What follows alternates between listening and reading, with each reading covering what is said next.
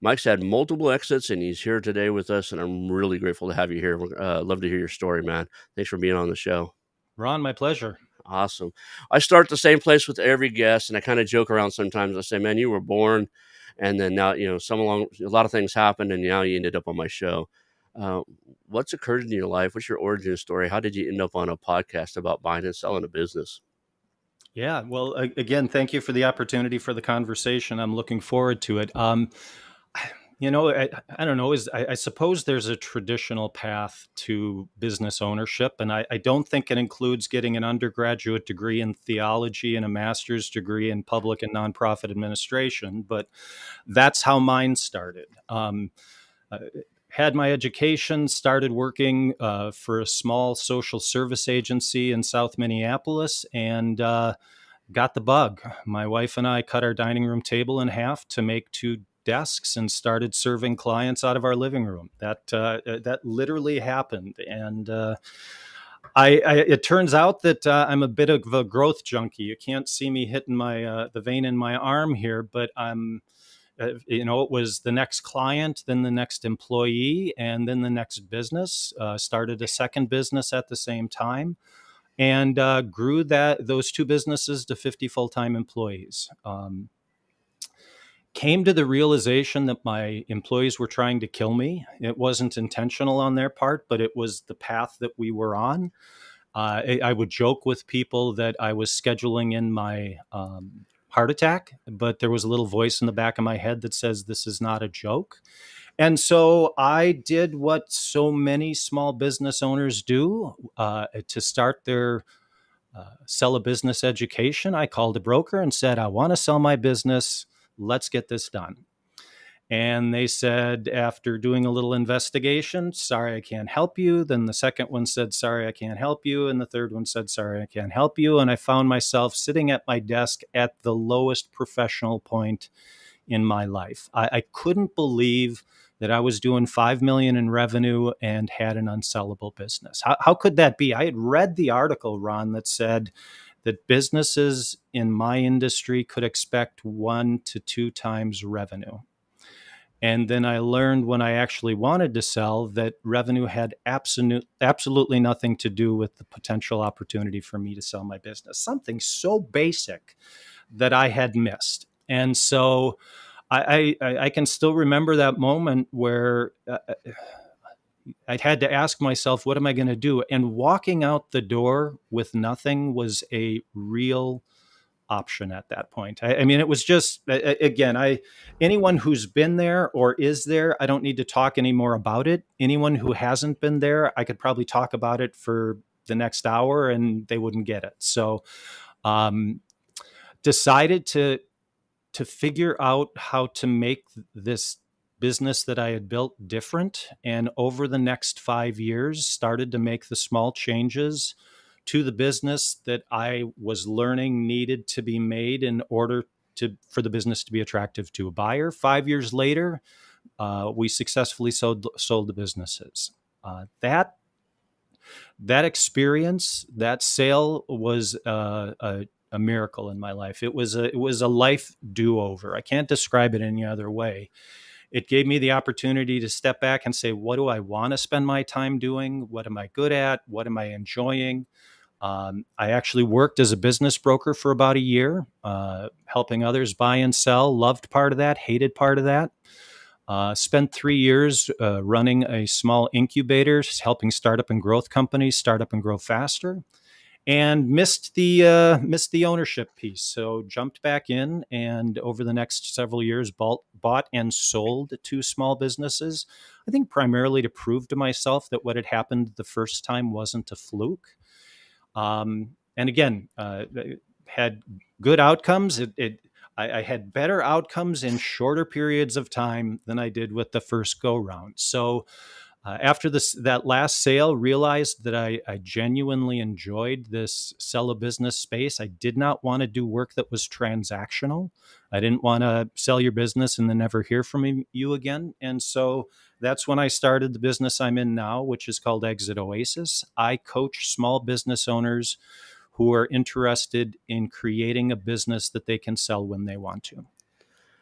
That's awesome. Let's talk a little bit about what makes a $5 million. A lot of people think when somebody says their business is unsellable, it's because it's too small. What makes a $5 million revenue business unsellable? Too owner dependent, not enough owner cash flow, lack of systems, inconsistency with the team, any of a long list of things. And again, we look at that and we say, well, how could that be?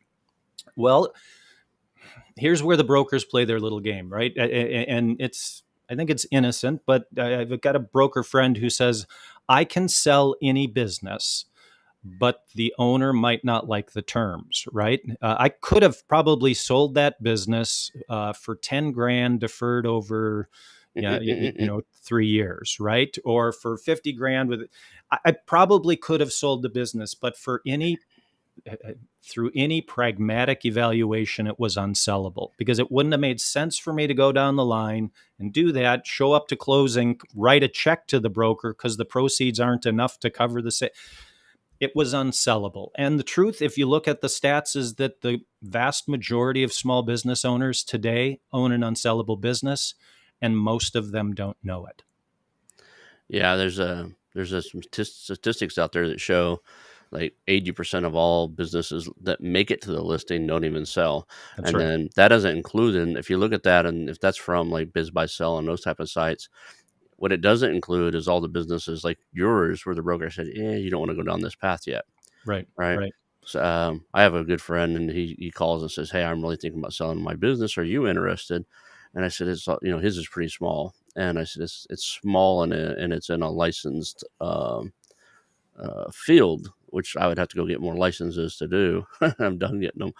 So that said, I was like, be prepared to work for the next 3 years to sell it. He says, why? I said, well, number one, you're carrying 3 hats right now. So you're going to have to grow it a little bit and take off 2 of those hats because your next owner operator doesn't want to be the owner operator and the sales rep and the repair maintenance guy type of thing. Right. He's not going to, that's not what buyers are looking for. So I can get that. But, there's this, maybe it's a misconceivement or a what am I looking for? What am I looking for there in the market space that once you hit a certain revenue number, you must have a sellable business because it's big enough. Right. Right. Well, when I talk to owners about this, I tell them, and I mean this honestly, I can build a $2 million business by the end of this year without a problem. You just have to give me $2.5 million. Right. I'll Right. buy something and sell it cheaper than I bought it for, and away I go. Revenue is easy. Profit is hard. Retained earnings are hard. Not profit in the sense that we talk about it as small business owners sometimes, right? I invested all my profit back into the business. No. That's not that's not profit. Now, if it hits your bottom line, you paid taxes on it, and then you gave yourself a loan the next year, now you're reinvesting money back in the business. But just uh, spending down profit before the end of the year, that's not reinvesting profit. That's not creating transferable value in your business. And again, I am incredibly sympathetic to small business owners in this space, in part because I want to be sympathetic to myself. And why didn't I get it?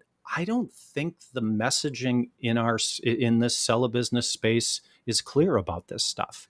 Um, the entire industry is compensated by complexity, right? Brokers, attorneys, accountants, all of those folks make their money because they legitimately take care of something that's highly technical and easy to mess up if you're not doing it every day. Okay, great. That's really important.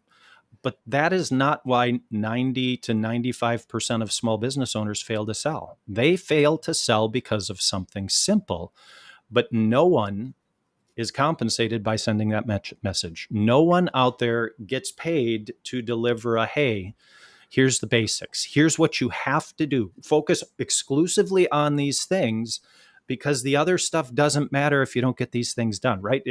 Ron, if I ask you, you go to your doctor and ask him, how do I live longer? What's the doctor going to say? Eat healthy or exercise. Yeah. Right, right. Why do they say that? Why it doesn't make what the doctor does any less important.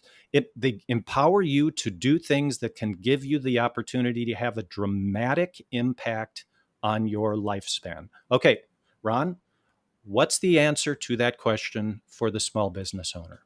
How do I make my business more sellable? Increase. Our industry has avoided that Yep. question because no one makes money from that. Nobody I tell. spent the. I'm sorry. Go ahead. As I say, nobody tells them that it comes down to sellers' discretionary earnings or I guess EBITDA if it's a big enough company. Like, what are you able to take home at the end of the day? I spent the first year and a half before I ever launched this business creating this massive structure of here's everything someone needs to know. I got that done in about a month. And then I spent the next year and a half taking things out until I came up with what I feel. And I'll share it with you. Here's what I think the eat, right, and exercise is in this space. And to me, it comes down to three questions. Are my results desirable? Can a buyer duplicate my results? And can I document my results? If you can answer yes to those three simple questions, I believe your business is way down the path of sellability. If you've got a no in any of them, you're going to run into serious trouble with selling your business. To me, focusing small business owners on those elements is what gives them the opportunity to fundamentally change their opportunity or their ability to sell their business. I get it. I mean, there are things out there that are highly desirable, and I mean, uh, sometimes they're just hard to turn a profit in.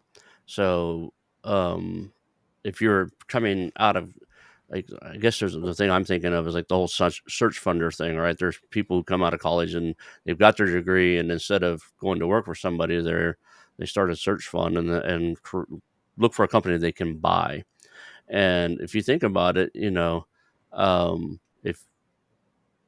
trying to think of like veterinarian services and other stuff or dental services and stuff like that. If you were to go out and start that day one, you got a lot of equipment to purchase, right? Mm-hmm. To set up. Um, so I can see on that, like, buy versus build, how those things come in. So that would to be desirable could be in that realm. Yeah, I just need everything there. I need everything, set up and running.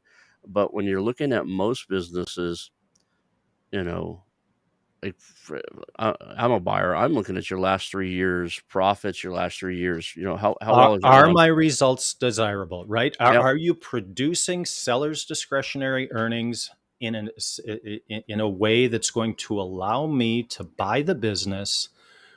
And again, two basic needs. I need to earn a living and I need to service the debt. I know there's a lot of other things we can add on there, right? Well, I want a return on my investment. I want to, okay, forget that stuff. If you can't do those first two things for your buyer, where do we go? Because even if I love your business, Ron, I love your business. I want to buy it. Oh, I've always wanted to do that, but I can't pay rent, or I can't service the bank loan. Those are doesn't matter. None of the other stuff matters. It's those basics that they get lost, and we know it, and the brokers know it, and everyone involved in the industry knows it, but they don't make money off the businesses that don't do that.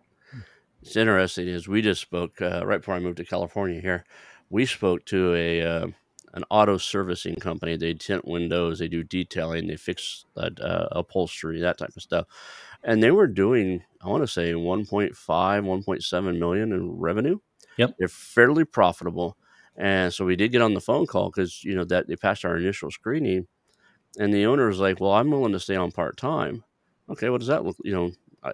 He's a pro golfer on the side. He wants more time for golf and less time at the business. So the red flag was when we said, "Okay, what does part time look like for you? If you want to stay working in the company, be around it and stuff." He says, "Well, no more than 40 hours a week." I'm like, "Okay, what are you doing now?" You know, "Oh, I do 60 to 80." And I was Right. like, "Okay, that's a red flag. He's doing more than one job." And then I said, "Do you have anybody else?" Because the way he said it was like it was normal, right? So my question was, do you have anybody else at your company working that kind of hours? He's like, yeah, our tinter. We only have one tinting guy here, and it comes out the guy's working like between 12 and 16 hour days. Sure. He's on commission, which can get you in trouble when you're working that many hours. So anyway, so it's just that red flag. If I've got 2 employees between the two of them, 2 out of 7 employees at this company, I only had 7 employees, about 7 that are pulling the jobs equivalent man hour wise of about 4 people. Right. So, Right. and if you look at the profit margins, if you pay to replace those 4 people, it's no longer desirable. Yep. I certainly, and it was a remote business. So if we're buying it, it needs to be well run. We need to have an operator in place. That's the reason we even entertained leaving the owner there, is we were going to hire an operator anyway. Right. Right. Yeah. It's again, those basics kill most deals. But we as owners, where do we go for that? Where do we eat right and exercise, right? We see that message everywhere. It's a consistent. We don't have that in our industry, and I think it dramatically reduces the availability of businesses that can be sold. And ironically, it feeds into that brokerage culture, right? That hunt instead of they're hunters, not farmers, right? I want to see a business that I can take down right now and sell and go. It's not about that grooming of, hey, if we increase the amount of sellable businesses by 10%. Wow, what an impact on the industry! But that doesn't pay the broker's bills. So. And this is a lot of people don't get it, that this is a huge problem, right? We have a lot of businesses out there. I think the last statistic was like 51% of all businesses, small to medium businesses in the United States, are owned and operated by the baby boomer generation, right? They call it the silver tsunami. Right. And so all those in the next few years, between probably 10, max of 15 years, either are going to get shut down or change hands. Right. Either by retirement, death, it's going to happen, right? Going to happen. None of those guys are going to live forever, and many of them are already in their 60s and 70s running a business. So there's a problem here that needs to be solved. And if you think about most entrepreneurs, we've covered this on the show quite a bit. The coin phrase that we came up with, and I'm sure other people call it, is accidental entrepreneurship, meaning they never intended to start a business. They did something really well. Somebody said, hey, do that for me, right? They Yep. do that for them. They get paid, and like, hey, I kind of like this. And another friend asks for it. Next thing they know, they produce, let's call it a widget, right? They produce a widget. People want the widget, so they make it. They're really good at making it. And then it just kind of organically grew into a business. Nobody's taught these guys, and I'll even go as far as say that most doctors and dentists and chiropractors are never taught how to start and run a business. Right. So they just kind of they go do what they do. They make a great widget, and then they hand this stuff over to a tax person, and they get smacked around the first couple of years. And then they engineered all their only financials is, what does it take to get the CPA off my back when I do my taxes at the end of the year, or when I do the review quarterly. They've never been really taught or shown what it looks like to run a well-run business. Well, and they don't have that buyer's perspective, but let's give those owners a little grace in that. What are the messages they receive? What does the broker say? I can sell any business. Call me when you're ready to sell. I'll get you the best price. Those are that's the messaging, right? Absolutely. It's always about you will be able to do this when you're ready. And so my both my favorite and my least favorite phrase that owners use is, I don't want to deal with this right now. I will get my business ready to sell when I'm ready to sell it. I will get my business ready to sell when I'm ready to sell it, because we think, okay, I've got time, and we don't realize that ready to sell is what happens after you get the call from the doctor with the new diagnosis. Ready to sell is what happens when your spouse gets transferred across the country to a new job. Ready to sell is like me waking up in the mirror, looking in the mirror and seeing a crispy piece of toast looking back, right? That's what ready to sell feels like. And then you learn 2, 3, 4 years to get your business ready for sale, right? You alluded to it earlier. I want to look at 3 years of financials. Well, if I've been aggressively tax planning and made all of my profit disappear, for the last 5 years. What do you see when you look at it as a buyer? You see a business that doesn't produce any profit. Well, guess what? You got to change that. And if you're not doing it in process, it's really, really, I can tell you from personal experience, it's really hard to do that when you are at the bottom, when you are burnt out, when you want to sell it. Making those changes, and they don't necessarily need to be massive changes, but it's like, right, if we're going this way and then we make a 1 degree change, we'll end up in a very different place over time. And that's the key. It takes time. Yeah, a lot of people, if you look at plotting, like plotting direction on a map and stuff, you don't realize that in 1 or 2 degrees, over a long enough period of time could put you in an entirely different continent. Absolutely. So, Absolutely. what are some of the changes? Like, what is the message that the brokers, acquisition entrepreneurs, that type of stuff? What is the message that we should be sending out? It's a great question, and I'm gonna intentionally give you a provocative answer. I don't think we can trust those people to do it. I don't think we can trust the brokers to do it. I don't think we can trust the others that we mentioned, lawyers, attorneys, even acquisition entrepreneurs, who I lovingly refer to as business gigolos. Those are the ones that are getting in and getting out, and they're dancing and they're doing their thing, and it's about the transaction. That's where I'm making my money. We're talking about business owners, right? We are talking about people who have been in the community, writing checks to the local band, doing the stuff, building their reputation for 10, 20, 30 years. I don't think we can trust that audience, those professionals we identify, to groom those. I think it's going to have to come somewhere else. It's going to have to come from owners passing on the messaging. I think it's going to have to come from. I think we're part of where we're seeing it now, which is interesting, and it goes back to the silver tsunami you've talked about. We're starting to see it in some economic development programs. We're starting to see it with some chambers of commerce, with some, especially in rural areas, where they are seeing, if we don't figure out how to transfer ownership on these businesses successfully, our business base is going to be decimated, right? Because there's 75 businesses in town, and to your point, 40 or 50 of them are owned by people over 60. Okay, if you can't sell that business, those jobs go away. And maybe that owner can sell the business, but when I say sell the business, I'm not talking about selling your stuff, right? If I can make an asset sale of my stuff, somebody shows up in a truck and drives away with it, and I've sold the business. But unless they're driving to a location nearby, those jobs aren't going with it. Interesting. Maybe this falls in the hands of like the local chambers of commerces, the local, like you were saying, the cities to take a look at that, to create some type of educational program. Maybe, Score and some of these other places can put information out. Um, I'm thinking about that. It's actually a great lead-in for them, for them to get members to work with Score, to get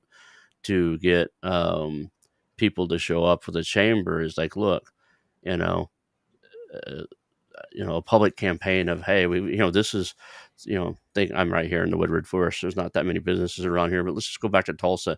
There's X number of thousand businesses in Tulsa. 45% of them are owned by 65 and older. There's a real problem. Yeah. Do you know that it takes 3 to 4 years to properly sell your business? That friend I was telling you about, he said, what do I do? I said, spend the next year getting, systems, processes, and your money right. Yep. Get your financials right.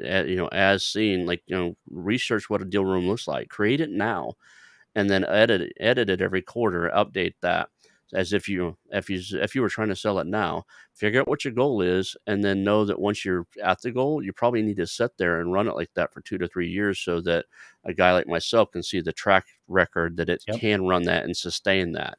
Yep. Nobody. Those are exactly the action steps that we draw from those questions I asked earlier, right? Are my results desirable? What are the 2 action steps? increase your seller's discretionary earnings and improve your job, right? As the owner, make it easier to be the owner here. Can a buyer duplicate my results? Build systems, build a team, right? Those are the 2 action steps. Uh, uh, can I document my results? Keep clean records, right? Again, it's about those basic elements. That's not going to It's not going to keep some minutia from killing a deal, but in bulk it raises us. But it's interesting to your solution thought about the chamber doing education and that sort of thing. I'm seeing some doing that, and I think that's really important. But it's also important how they do it, because I've gotten owners come to me after they come to me and they say, "Well, I'm going to sell my business through an ESOP." Yep. How in the world are you? Okay, well, why do you think that? Well, I went to this 3-hour session that the sponsor, and then I tell them the numbers about ESOPs in the United States and how minuscule the number that actually happened are. So if you're in that 0.02%, yes, maybe you can sell your ESOP, but hey, buddy, you've got 10 employees and you run a cabinet making shop. You ain't ESOP material. So let's right, but that's where we go. We cherry pick these technical solutions because someone's pushing those because they're compensated by doing it. And again, I'm not saying they're bad for doing that. I'm saying the vast majority of small business owners in this space are not underserved. They are unserved when it comes to this topic area. I get it. You know, if you look at that space, um, there's a group of those business owners who, you know, they're they're I want to say, what's the word I'm looking for? They're just burnt out, right? You get to the point where you want to, if you wait until you want to sell, I think you said this earlier, you may not have the energy. Yeah, A lot of businesses that come to me on the table and say, "Hey, I'm really ready to sell this." If you look at it, if they give me the last 3 years, they probably did better on year 2 years ago than they did last year versus what they did this year. And it's because they're already kind of semi resigning from the whole thing, that they just don't want to do it anymore. sure. That's the exact opposite of what we're looking to see as a, somebody trying to acquire something. And in my space, I hold and I do your gigolo thing, right? I have businesses that I'll look into that I just want to bolt onto something else and sell it to them. So, Yeah, um, yeah. And again, that I think about this sometimes, and my brain goes to analogies, and I'm like, I see these people who are legitimately providing valuable information. I think what you share, Ron, on the program is helpful. For an intentional small business owner who wants to learn, that's what they got to do. They got to start becoming a sponge, right? They got to start taking this stuff in.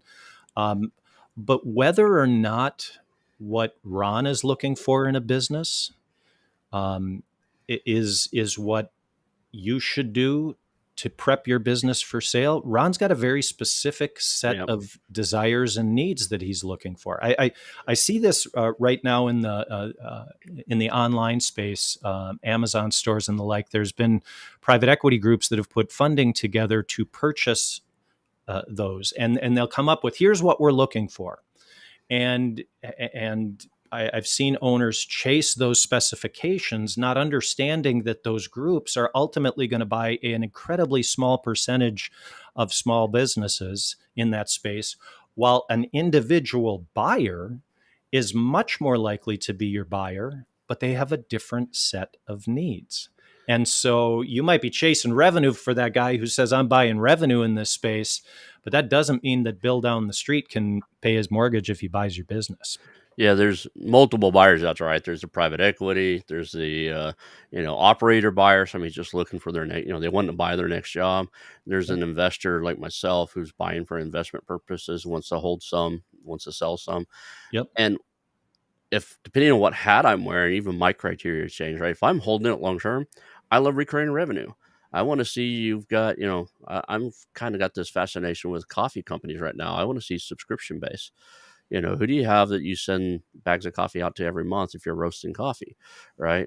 Don't even like the taste of this stuff. I love the smell of it, but I just think it's a market that's passionate. People once they've got their brand, they're loyal to it, and I like that. I like the recurring revenue, but that's me. If you try to develop your like you said, if you see some article or something on a company like mine, and you try to gear it to that, you might actually alienate the other two or three classes of buyers, because there might be something in that would harm your sell to others. I don't know what it would be, but And that's why we've got to start as owners with who's my most likely buyer. yeah.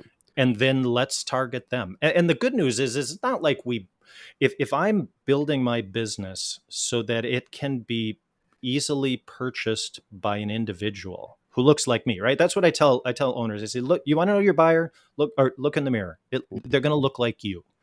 They're most likely going to be an individual. And if you build your business so that person can buy your business, those same traits are attractive to the private equity buyer. Those same traits are, because again, it goes back to those basics. And if you're on that burnout phase and you're thinking I'll sell to the like you're saying, private equity, you're going down the wrong path anyway. There's not a single one of those that don't have some type of earnout and 3 to 5 year stay. Almost, I just haven't heard of any of the big institutional buyers, without hard negotiations, being open and willing to let the owner sell the business to them and walk away. They want to retain you for 3 to 5 years. They're buying you because they're buying you as part of the business. So that takes that buyer off the plate for a lot of guys who, like you were at a stage where you didn't want to really sell to a private equity, because they're gonna not only are they gonna hold you to 2 to 3 more years or 4 to 5 more years. A lot of them are doing 5-year lock-ins now. They're going to expect certain things of you. You ask for X amount of money for your business, and no matter what that exit is, whether it was a good price or a low price, they're going to go, okay, we'll give you this much up front, and this much when you hit this goal. And a lot of those goals are lofty. There's goals that they see. If you learn to play that game, it's a very profitable game. I was on here with Adam Coffee, and he sold the same company 4 or 5 times through that process, and stayed the CEO of it, and took a heat and air company to $1 billion revenue. Right. And I love those stories, but I'm going to be honest here. I think they hurt small business owners. Yeah. I'm because that's not going to be your experience. If I'm talking to an audience of 1,000 small business owners, that's not going to be your experience. Maybe one of you, maybe 2 of you, right? So why don't you guys leave, and then the rest of us will stay and talk about how this is really going to work for you. I anger some when I do that, but I tell them, I tell my owners, don't worry about private equity. Don't worry about ESOPs. Don't worry about family offices, right? Family offices. Don't. Just set those aside. But I read articles, Ron, where those are the only buyers identified. They don't even talk about the individual, which is the vast majority of buyers. I think the last report I saw showed 70+% of buyers in that quarter were individual buyers. That's because who employs journalists? Right. You can tell I get a little frustrated, but I'm also passionate about this, because I think there's a lot of well-intentioned small business owners who feel like they've done their homework. I know I had. I know I did. I know I felt I'd read the articles. I thought I had it figured out. And what had been presented, what I had found, what was out there, what was easy to find was wrong. It was just wrong as it related to what was going to happen. So what do most of us do as small business owners? What's our plan? We look at the complexity, we get frustrated, freaked out by it, and then we go to our fallback plan, which is I'll wait and then I'll fail. That's how most of us deal with the sell a business space. We wait to get involved in it, and then we fail to sell successfully. If you look at the venture capitalist group, there's a kind of a catchphrase people call as their unicorns, right? I actually think that in the business selling business, the unicorn is thinking you're going to sell a sub $10 million revenue business to a private equity, to a home office, or something, and because it's the unicorns, they're definitely, those guys are definitely acquiring businesses. They are definitely players in the field, but they are hunting for such a specific thing, right? That you're kind of in that VC startup phase. You're trying to be a unicorn, Right. right? Right. Right. And if It's, that's your play, great. That's a legitimate strategy, but that's a very very narrow strategy, right? yeah, The numbers of companies that can be in that space that have, I mean, we know the failure rate there is massive. Hey, if that's what you're doing, if you're playing big stakes, that's it. But let's not confuse that with the little plumbing shop and the oil change place and all of these others. Owners, small business owners, we are not in M&A. We right. are just trying to sell our small business. So if it's got an M&A tag on it, just set it aside. It almost certainly doesn't apply to you. The guy asked me, said, I'm thinking, the same guy. He's like, when the earlier part of the conversation is like, how do I learn what you know? I was like, well, I'm 50, you're 27, right? This one guy who went and tried to sell something. So I've got 5 college degrees, an MBA in marketing, and I've spent the last 2 years and about $20,000 being mentored by everybody I can get my hands Right. on this M&A space. You don't have to do that to sell a business. You don't have to go out and spend, you know, tens of thousands of dollars to get mentored in M&A. You need to talk to guys like you and other people out there who have your best interest in mind to change your business to make it marketable. You don't have to learn a new dictionary of terms and acronyms and Right. abbreviations and EBITDAs and sellers discretionary earnings and all that other stuff. You just need somebody that can take a look at it and go, hey, here's here's your next step. Yep.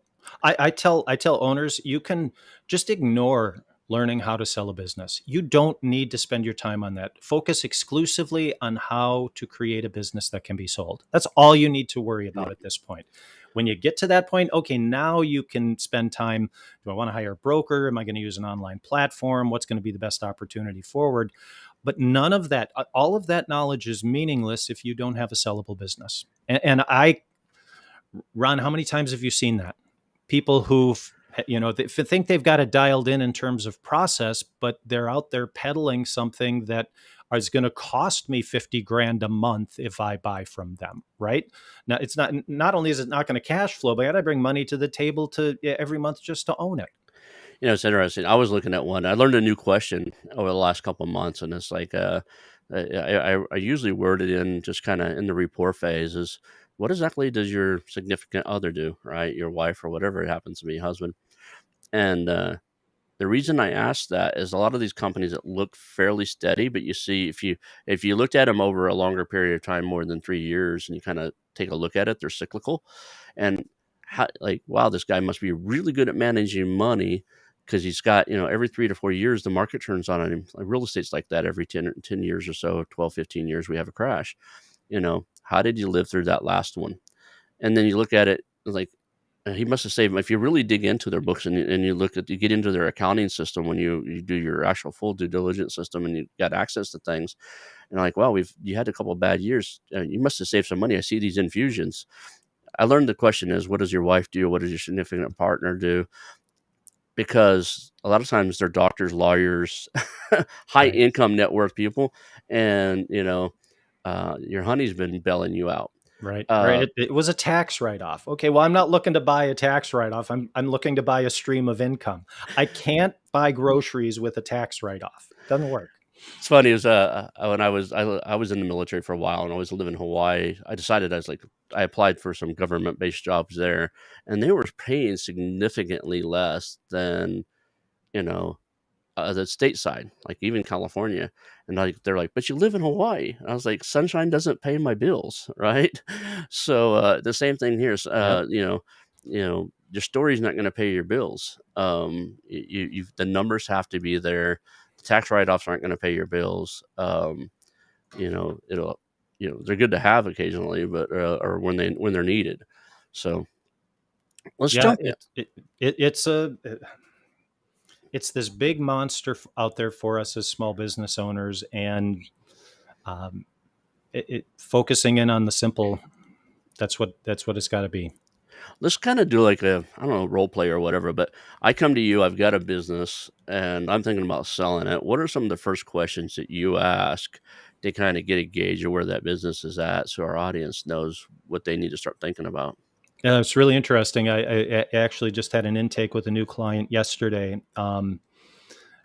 My approach for my first meeting, we take a 2-hour deep dive on a client, or on the business and on the owner.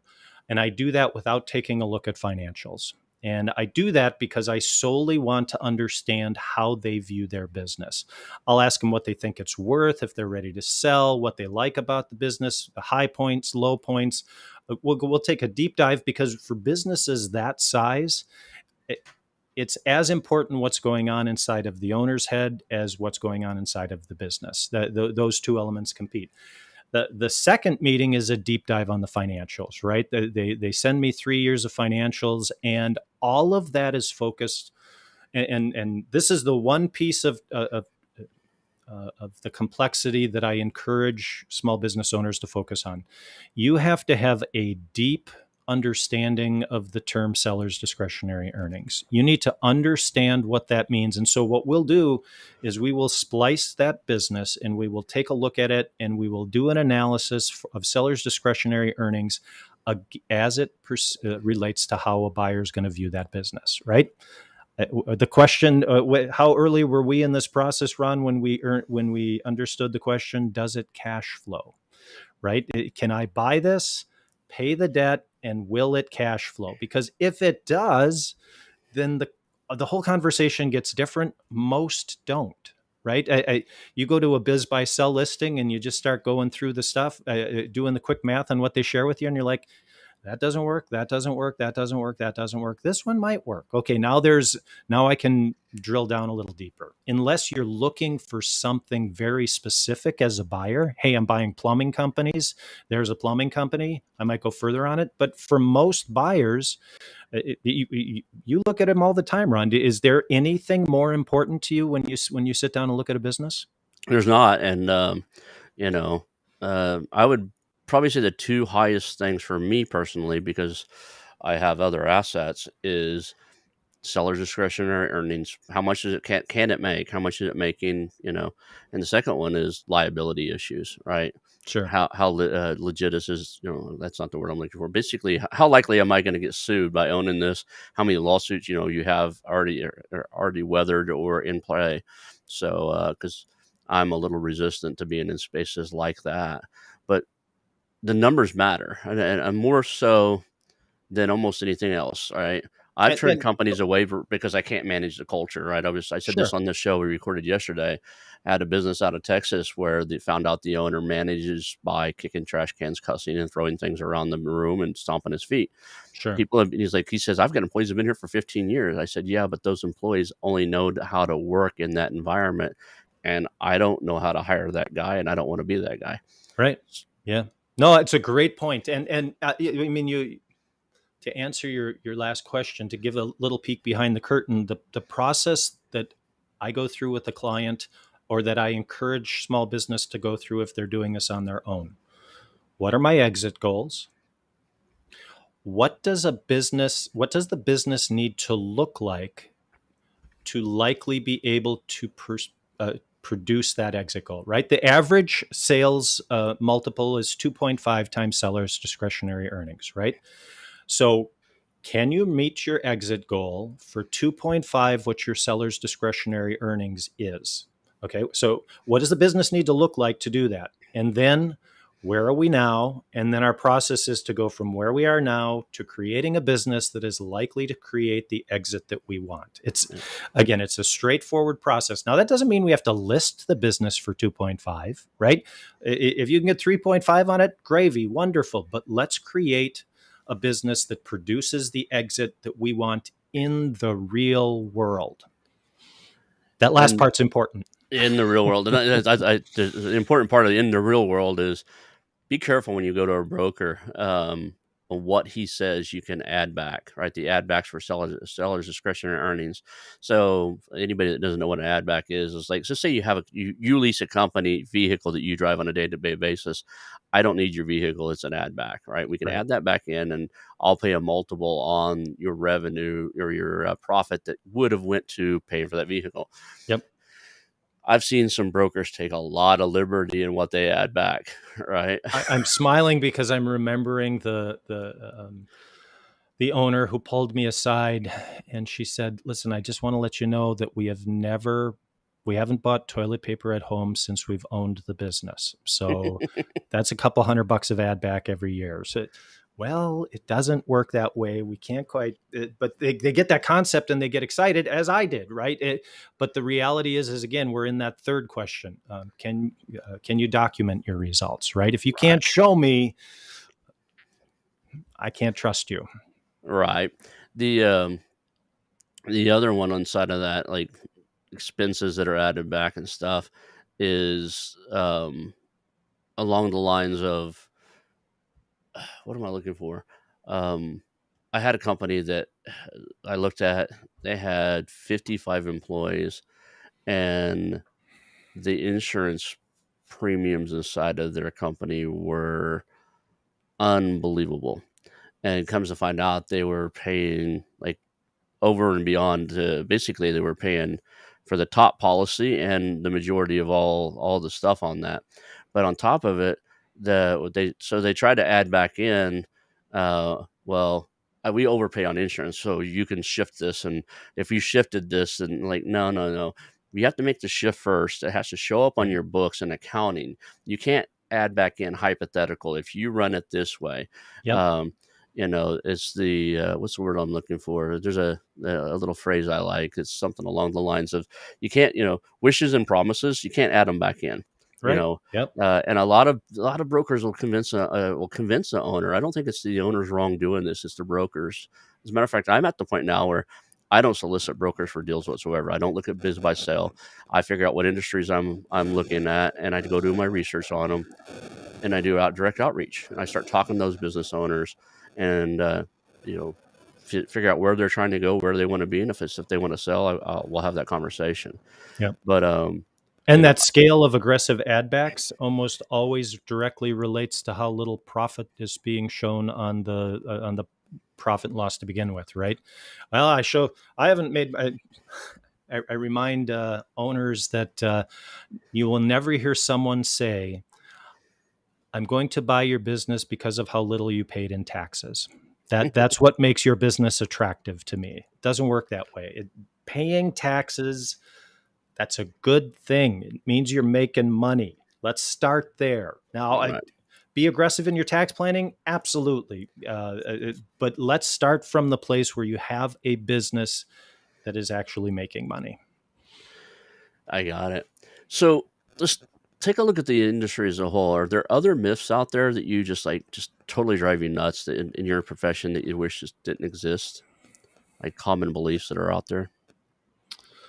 Oh, let's see. How much time do we have left? Yeah, I mean, and again, and I just want to remind people as I talk about these things and I say small business owners, these things always occur because I remember that I believed them myself, right? How long it takes to sell a business, the likelihood of selling the business, what I will sell the business for. We as owners get most of that wrong. And I think a lot of that is a function of survivor bias, right? What are the stories that we hear about? Well, they're the successful sales. Yeah. And how did that successful sale work? We hear occasionally about the failed sale, right? Oh, I did this, but then the broker screwed it up on the day before closing, or I did this and the financing fell through. Or we'll hear some of those, but those are almost always told from a complexity narrative perspective, right? There was this little thing I missed or that little thing I missed. Then there's this vast pool of stories of owners who never sold and never got the chance to sell. And those are the ones, that's where that's those simple myths come into play. What is the old saying that history is written by the winners? That's right. That's right. So if you think about it, it's actually difficult. There's a reason. I think there's a secondary reason why we don't hear those stories. I actually have a team of people who look for people like you to get on the show.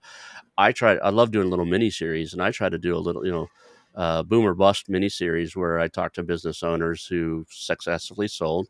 And then I wanted to talk to 8 or 10 who tried to sell, but it failed miserably. And we could not get them to come on a show and explain why their business didn't sell. Interesting. They just don't want to publicly talk about it. It's a shameful act in their mind, and I don't think it is. I don't think there's any shame in that, in the respect. Was there mistakes made? Very possibly. You waited too long to sell. You didn't put into plan the action items that you and your company could teach them to do. More often than not, the decision to sell like that in a shorter period of time was an external factor, right? Sure. Divorce, moving, medical diagnosis. It's not always just burnout, and in those cases, there's no fault there, Right. right? Um, It's failure is part of the journey. I have owned 8 businesses. I've sold 4 successfully, 2 failed, and I still own 2. And I feel thrilled with those numbers. It absolutely. But I learned more in the failures than I did in the successes, and going through through that journey. Let me ask you a question. Why do you think so much of the storytelling that we hear about is from the M&A golden god, right? That I sold my business for 117 million after 12 months of ownership on a Tuesday, right? Tell me why do you think those are the stories that get told? Is it just human nature that's going to be a sexy appeal, or I think so. If you look at like what stories sell, and when I say sell, it gets clicks, right? What is clickbait? That somebody's gonna click on it, read the story.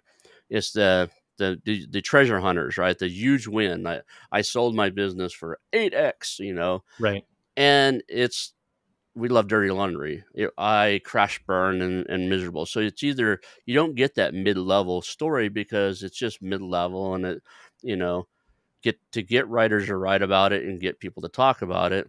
right, They talk about what earns them money. What earns right, them money is what grabs eyeballs, and what grabs eyeballs is the treasure hunters, the unicorns, right? right, Or the miserable crash burn. I went to jail because I did it wrong. Kind of just like the worst case scenario right. stories. So So it becomes infotainment instead of education or actual applicable information. So that's one of the reasons I don't think that your story can be told through the media. I mean, you could do your own blogs and stuff like that. I think your story almost has to be told through directly to directly or indirectly webinars and Ron, stuff are like. you saying I lack sex appeal? I'm saying that you're gonna have a hard time getting clickbait, the clickable stories out there about I sold my oil change business for 3x. Right. It's just people aren't gonna read it. Even Even the though guy, it changes the owner's life dramatically.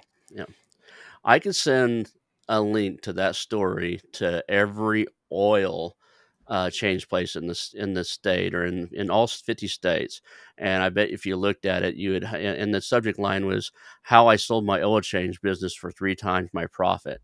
I would say your open rate would probably be less than 20%. It'd be a fun test to do. Right. I don't think people would open it and read it. Now, if you put in there how I sold my oil change company for 10x, $50 million, and you'd have 2 to 3 times that, right? Right. People want to buy into a dream, and the cool thing would be probably to track all the ones that open the what should be normal story, because those are Right. your clients, Right. right? That should be normal story that is unattainable for most, right? I mean, we haven't even touched on the 80% that are below that have unsellable businesses to begin with, right? Yeah, that's you talk about the myth, the building out there. That's one that gets me. I refer to it as M&A porn. It's that storytelling that's so out there. It might be true, but it proves the fact that it's not going to happen to the rest of us, but it's presented as if it can. And even more dangerous, I think, is that the story is told in a way that implies that you as a small business owner should do similar things to what they did if you want to sell successfully, when in fact, some of the things that they do are the direct opposite of what you should do. Big business truth is not small business truth. Exactly. I believe that 100%. So we're getting close to the top of the hour. Let's cover some very important things. Tell me about, we've got like 5 minutes left. Tell me about how people reach out to you, and your business is New Oasis, right? Exit Oasis. Excess Oasis. Yep. Tell- don't, don't know why I Yep. don't No, have. the easy way to find me is exitoasis.com. Or I'm really active on LinkedIn. So there's a couple Mike Fingers out there, but not many. So give a quick search on LinkedIn for Mike Finger and you'll find me. And that's linkedin.com/n/Mike hyphen or dash finger. So I put that on the screen. If you're looking, it'll be in the show notes for people that are, can, if you're not driving down the road, listen to the podcast. If you look at the show notes, the link to him will be on there.